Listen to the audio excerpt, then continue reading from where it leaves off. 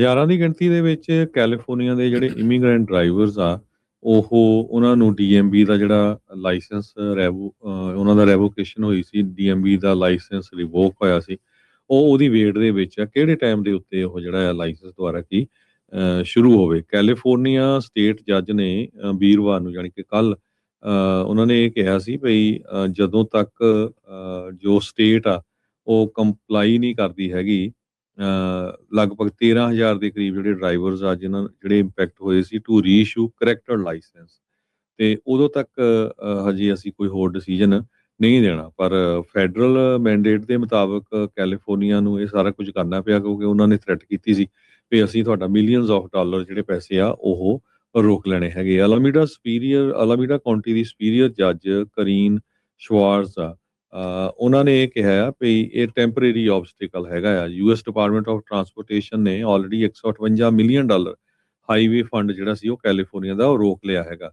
ਸੋ ਉਹਨਾਂ ਨੇ ਆਰਗੂਮੈਂਟ ਇਹ ਦਿੱਤਾ ਸੀ ਵੀ ਡੀਐਮਬੀ ਨੂੰ ਜਿਹੜੇ ਆ ਇਹ ਲਾਇਸੈਂਸ ਕੈਂਸਲ ਕਰਨੇ ਚਾਹੀਦੇ ਹੈਗੇ ਆ ਕਿਉਂਕਿ ਉੱਥੇ ਵਰਕ ਆਥੋਰਾਈਜੇਸ਼ਨ ਦੀ ਡੇਟ ਡਿਫਰੈਂਟ ਸੀ ਐਕਸਪਾਇਰੇਸ਼ਨ ਦੀ, ਤੇ ਡੀਐਮਬੀ ਦੀ ਜਿਹੜੀ ਡੇਟ ਸੀ ਉਹ ਡਿਫਰੈਂਟ ਸੀਗੀ।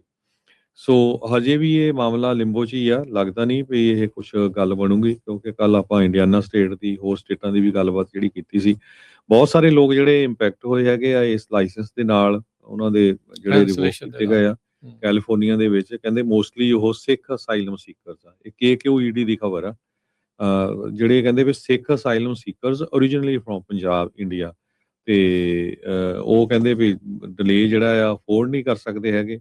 ਉਹਨਾਂ ਦੇ ਉੱਤੇ ਇਕਨੋਮਿਕ ਡਿਵਸਟੇਸ਼ਨ ਬਹੁਤ ਹੋਈ ਆ, ਇਕਨੋਮਿਕਲੀ ਉਹਨਾਂ ਦੇ ਉੱਤੇ ਬਹੁਤ ਵੱਡਾ ਅਸਰ ਪਿਆ ਹੈਗਾ। ਸੋ ਹੁਣ ਉਹ ਕੰਮ ਕਰ ਰਹੇ ਹੈਗੇ ਡਰਾਈਵਰ, ਚਾਹੇ ਉਹ ਰਾਈਡ ਸ਼ੇਅਰਿੰਗ ਆ ਜਾਂ ਹੋਰ ਇਦਾਂ ਦੀਆਂ ਜੌਬਸ, ਤਾਂ ਕਿ ਜਿਹੜਾ ਰੋਜ਼ਮਰਰਾ ਦੀ ਜ਼ਿੰਦਗੀ ਦਾ ਗੁਜ਼ਾਰਾ ਕੀਤਾ ਜਾ ਸਕੇ। ਸੋ ਬਹੁਤ ਸਾਰੇ ਜਿਹੜੇ ਇੰਪਲਾਇਰਸ ਆ ਉਹਨਾਂ ਦੇ ਉੱਤੇ ਵੀ ਕਾਫੀ ਵੱਡਾ ਅਸਰ ਪਿਆ। ਇਕੱਲਾ ਇਹ ਨਹੀਂ ਵੀ ਜਿਹੜੀਆਂ ਪ੍ਰਾਈਵੇਟ ਕੰਪਨੀਆਂ, even local government, school districts, transportation ਤੇ ਲੌਜਿਸਟਿਕ ਕੰਪਨੀਜ਼, ਉਹਨਾਂ ਦੇ ਵਿੱਚ ਜਿਹੜੇ ਕਈ ਡਰਾਈਵਰ ਇਦਾਂ ਦੇ ਜਿਹੜੇ ਲਾਇਸੈਂਸ ਵਾਲੇ ਸੀ ਉਹ ਕੰਮ ਕਰਦੇ ਹੈਗੇ ਆ।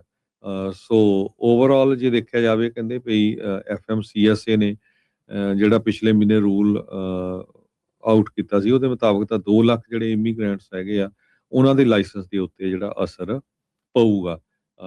ਟਰੰਪ ਐਡਮਿਨਿਸਟ੍ਰੇਸ਼ਨ ਇਹ ਬਾਰ-ਬਾਰ ਆਰਗੂ ਕਰ ਰਿਹਾ ਕਿ ਜਿਹੜੀ ਸਾਡੀ ਪਾਲਿਸੀ ਆ ਉਹ ਪਬਲਿਕ ਸੇਫਟੀ ਗੈਪ ਨੂੰ ਜਿਹੜਾ ਫਿਕਸ ਕਰਨ ਦੇ ਲਈ ਹੈਗੀ ਆ, ਕਿਉਂਕਿ ਪਿਛਲੇ ਸਮੇਂ 'ਚ ਸਾਰਾ ਕੁਝ ਵਾਪਰਿਆ ਹੈਗਾ। ਕੈਲੀਫੋਰਨੀਆ ਦੇ ਵਿੱਚ 62,000 ਦੇ ਕਰੀਬ ਨੌਨ ਡੋਮਿਸਾਈਲ ਲਾਇਸੈਂਸ ਹੋਲਡਰਸ ਆ, ਜਿਨ੍ਹਾਂ ਦੀ ਜੌਬ ਜਾ ਸਕਦੀ ਹੈਗੀ ਆ ਕਿਉਂਕਿ ਉਹਨਾਂ ਦੇ ਕੋਲ ਜਿਹੜਾ ਸਫੀਸ਼ੀਐਂਟ ਇਨਫੋਰਮੇਸ਼ਨ ਨਹੀਂ ਇਮੀਗ੍ਰੇਸ਼ਨ ਦੇ ਮਾਮਲੇ ਦੇ ਵਿੱਚ।